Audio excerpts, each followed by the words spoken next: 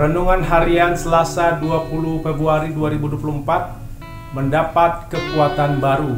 Yesaya 40 ayat 27 sampai 31. Kita berdoa. Ya Tuhan, kiranya Roh Kudus menolong kami ketika membaca dan merenungkan firman-Mu, dan Roh Kudus memampukan hamba-Mu untuk menjelaskan kebenaran firman Tuhan. Dalam Yesus kami telah berdoa. Amin. Salam sejahtera. Semoga kita makin mendapat kekuatan baru dari Tuhan dalam menjalani kehidupan yang penuh tantangan. Ada kekalahan, kegagalan, penderitaan. Kita tetap menanti-nantikan Tuhan, karena hanya Tuhan yang memberi kekuatan baru bagi kita, sehingga kita berjuang, tidak mudah lelah dan lesu, seperti ungkapan dalam Yesaya 40 ayat 31. Tetapi orang-orang yang menanti-nantikan Tuhan mendapat kekuatan baru.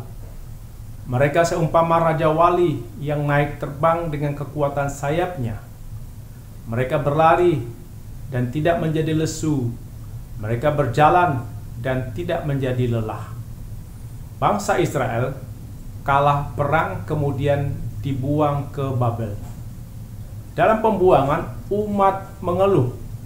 Keluhan mereka adalah, Tuhan telah menyembunyikan diri dari mereka. Tuhan telah mengabaikan hak mereka dan tidak memperhatikan mereka. Tidak peduli dengan penindasan dan himpitan yang mereka alami.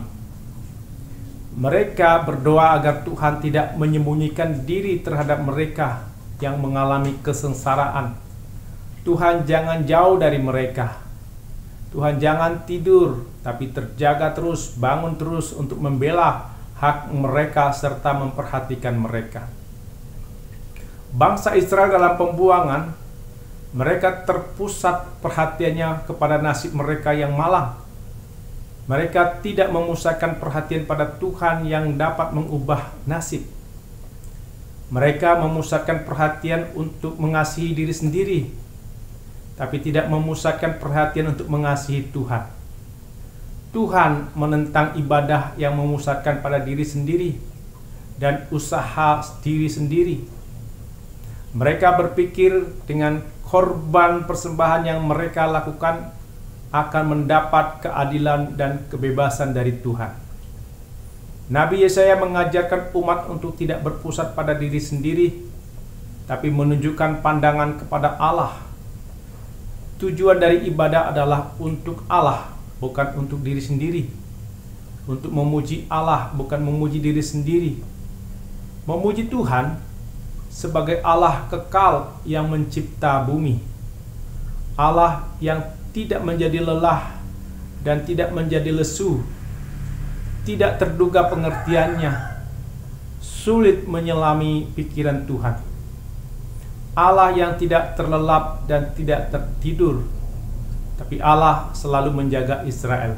Mazmur 124 ayat 4. Allah yang kekal sejak penciptaan, terus berkuasa sampai akhir zaman. Firman dan kasih setianya, janjinya tetap sama, tidak berubah. Tuhan sanggup menjalankan maksud atau kehendaknya, rencananya dan janjinya. Maksud Tuhan sejak penciptaan akan sama sampai akhir zaman.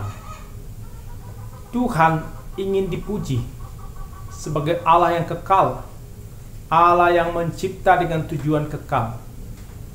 Kita sebagai ciptaan Tuhan, maka dalam keseharian dan dalam ibadah, kita hanya memuji kebesaran Tuhan dalam kondisi apapun hidup kita.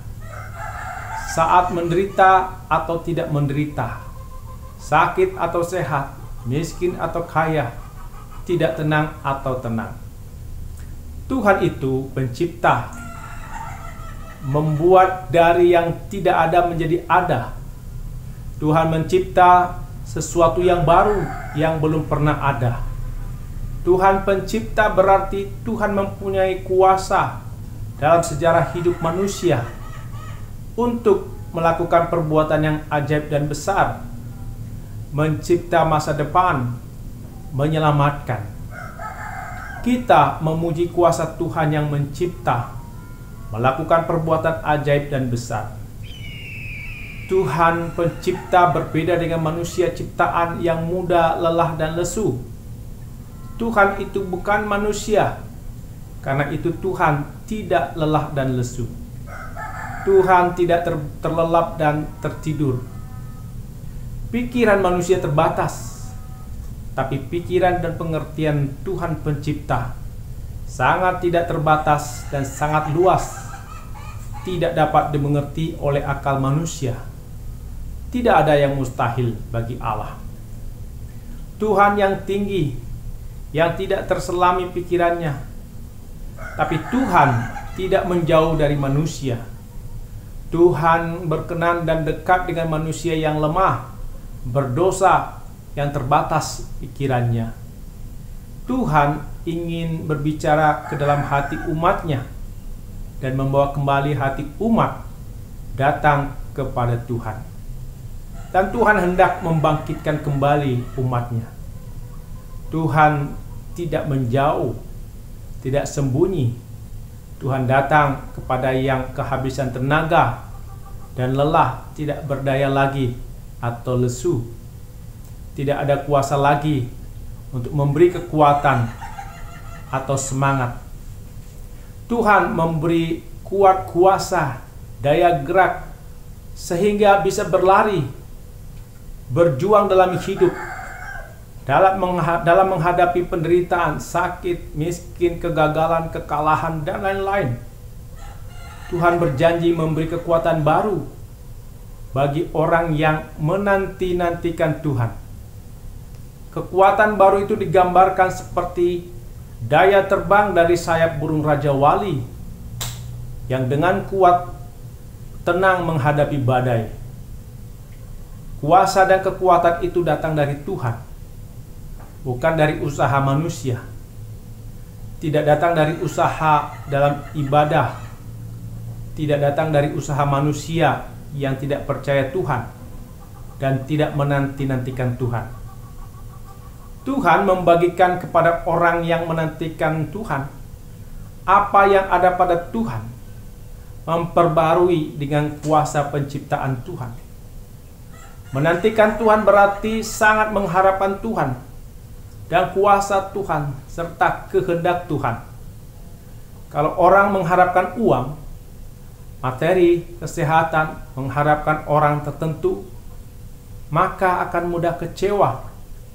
Tapi orang yang mengharapkan kuasa Tuhan, kehadiran Tuhan, tidak akan kecewa. Orang yang menanti-nantikan Tuhan adalah orang yang dalam keadaan gawat menderita, tapi mempercayai Tuhan dekat, tidak tersembunyi. Percaya Tuhan peduli dan memperhatikan manusia, termasuk yang berdosa, yang terbuang, yang diasingkan, yang diabaikan. Orang yang percaya Tuhan akan menyerahkan dirinya hanya ke dalam tangan Tuhan untuk diatur Tuhan, ditolong, dilindungi, diselamatkan Tuhan. Tuhan menjanjikan keselamatan bagi orang yang berharap dan menanti-nantikan Tuhan. Orang yang menanti-nantikan Tuhan tidak menunggu secara pasif. Mereka tidak mengalah terhadap nasib. Tapi orang yang secara aktif mempercayakan diri kepada Tuhan, ikut cara dan perintah Tuhan ketika Tuhan menolong, melindungi, mengangkat, mengubah hidup kita. Kita mempersiapkan diri ketika Tuhan memberi perintah, Tuhan bertindak, menolong, melindungi, membangkitkan, menyelamatkan kita. Kita membawa segala kesusahan hidup kita dan berserah kepada Yesus yang telah berjanji memberi kekuatan pada saat menghadapi taufan hidup. Tuhan tidak pernah berjanji akan selalu hujan dan selalu panas. Tuhan mengubah duka menjadi suka, seperti ungkapan lagu "Serahkanlah". Apakah kau payah mencari-cari? Apakah kau payah berkeliling.